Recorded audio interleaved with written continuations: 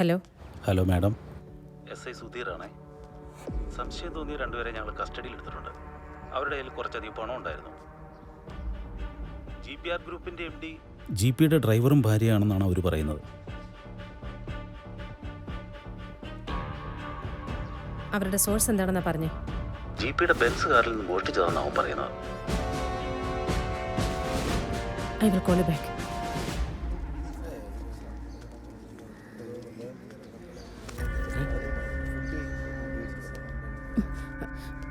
GP എവിടെ? അയാൾ പുറത്തുപോയി.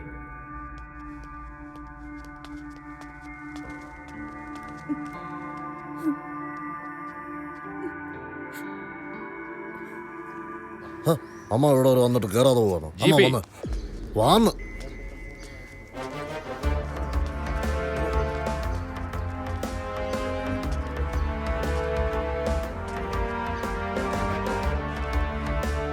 ഇവിടെ വെച്ചൊരു സീൻ ക്രിയേറ്റ് ചെയ്യരുത്. എൻ്റെ ആളുകളാണ് ഇവിടെ മുഴുവനും. അവരുടെ മുമ്പിൽ വെച്ച് എന്നെ നാണം കെടുത്തരുത്. Please please. ചേട്ടാ, അല്ല നിങ്ങളെല്ലാരും ഇവിടെ നിൽക്കുവാണോ? വാ, നമുക്ക് ഫാമിലി ഫോട്ടോ എടുക്കാൻ സമയമായി. വാ എല്ലാരും വാ വാ വാ.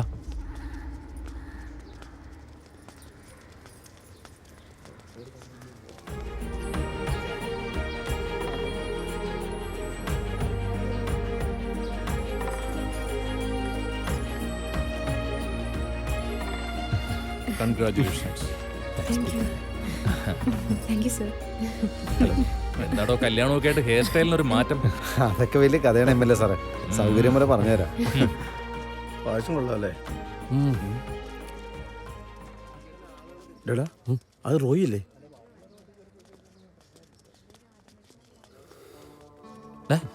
എന്തുപറ്റി? അതൊക്കെ പറയാൻ വണ്ടി എടുക്ക്. വണ്ടി എടുക്കടാ. എന്താടാ എടുക്കാൻ എടുക്കടാ. വേഗം വിട്.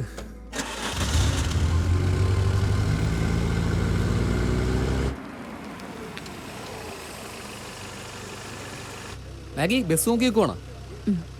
അത് ആൾക്കാരെ കയറി പതുക്കെ വരുള്ളൂ. നീ കയറി വാ.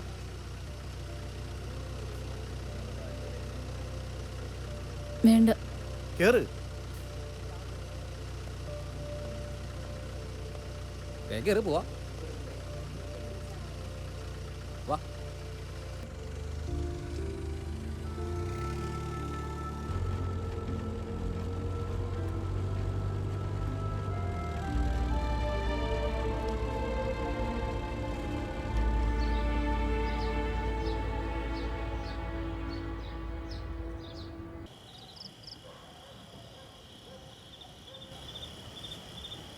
ഹാപ്പി മാരീഡ് ലൈഫ് അളിയാ. Thank you thank you. കിടന്നുറങ്ങും. ചെല്. ഓക്കെടാ. ശരി. Best wishes. ഓക്കെ ശരി. ഇന്നെൻ്റെ ജീവിതത്തിലെ ഏറ്റവും സന്തോഷമുള്ള ദിവസമാണ്. അത് സ്നേഹിച്ച പെണ്ണിനെ സ്വന്തമാക്കിക്കൊണ്ട് മാത്രമല്ല,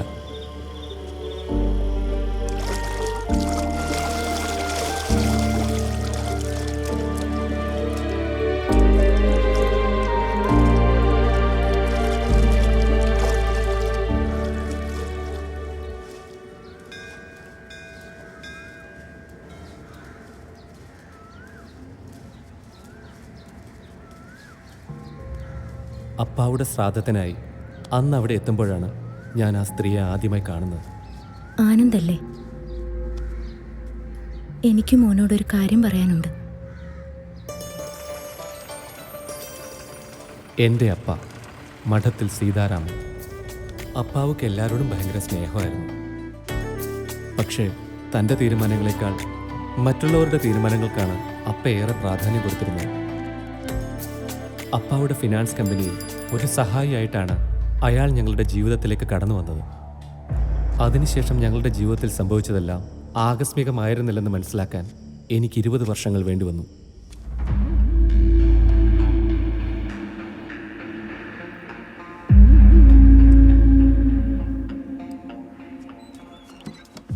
അയാൾ വിരിച്ച വലയിൽ എൻ്റെ അപ്പ പെട്ടുപോവുകയായിരുന്നു.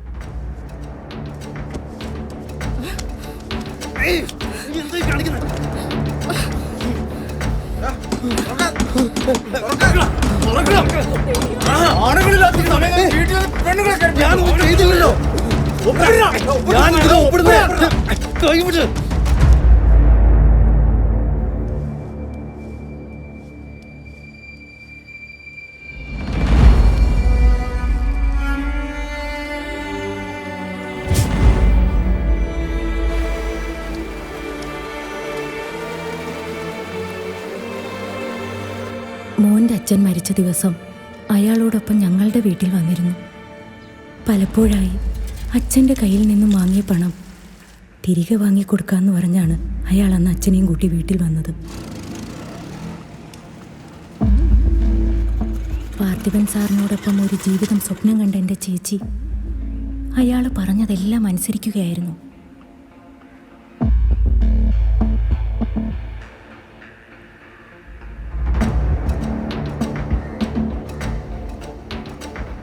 അപ്പ ആത്മഹത്യ ചെയ്യായിരുന്നില്ല മോനെ. സ്വത്തും മാനവും നഷ്ടപ്പെട്ട അവസ്ഥയിലെത്തിച്ച് അയാൾ കൊല്ലുകയായിരുന്നു.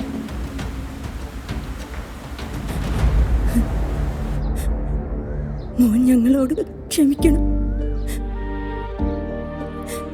എല്ലാത്തിനും മാപ്പ്.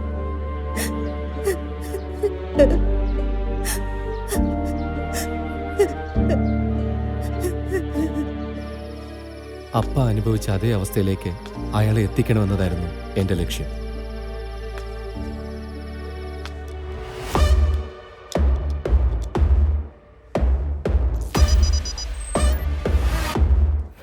GPR ബാങ്കിൻ്റെ മണി സോഴ്സും പൊളിറ്റിക്കൽ കണക്ഷൻസും ഞാൻ മനസ്സിലാക്കിയതിനും അപ്പുറമായിരുന്നു.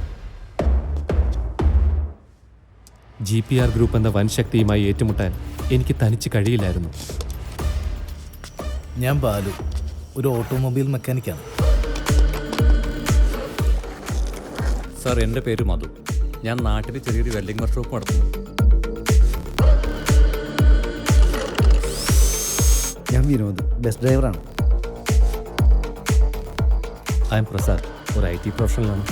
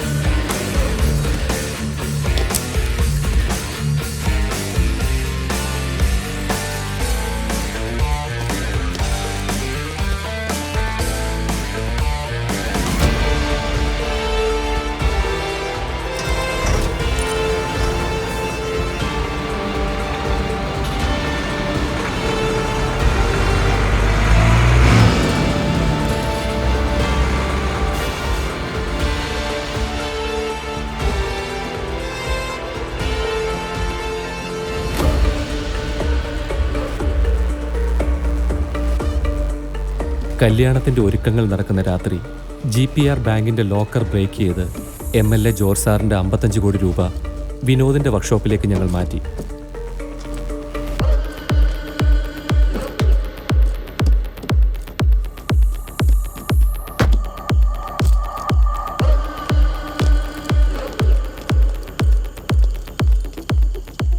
അതിൽ നിന്ന് 1 കോടി രൂപ GPയുടെ കാറിലേക്ക്.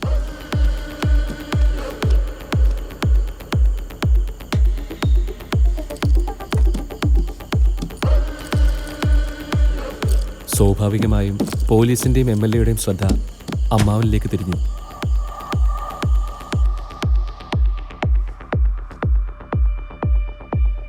മാഡം, ഇതിൻ്റെ എല്ലാം പുറകിൽ GP തന്നെയാണെന്നാണ് എൻ്റെ സംശയം. എൻ്റെ ആളുകളാണ് ഇവിടെ മുഴുവനും. അവരുടെ മുമ്പിൽ വെച്ച് എന്നെ നാണം കെടുത്തരുത്, പ്ലീസ്.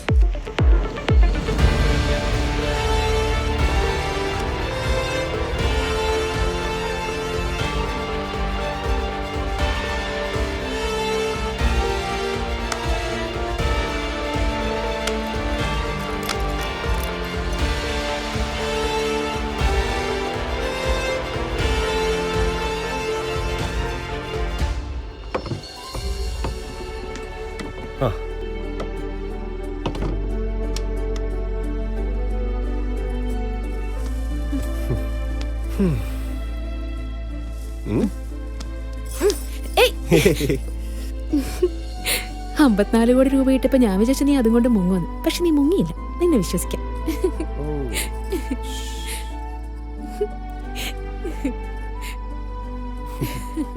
മാഡം, അകത്ത് കയറി അവനങ്ങ് പൊക്കിയാലോ? എത്ര നാൾ അവനിങ്ങനെ അകത്ത് കിടക്കും? അവൻ പുറത്തിറങ്ങുമല്ലോ. മല്ലികേ, എടി മല്ലികേ, എടി എന്താ? എടി നീ അവർ പോയെന്ന് നോക്കി.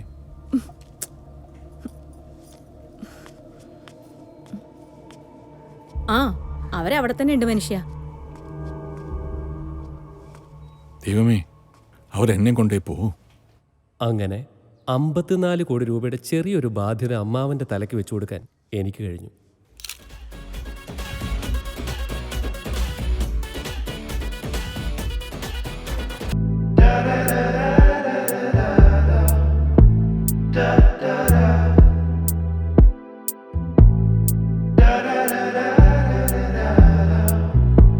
Da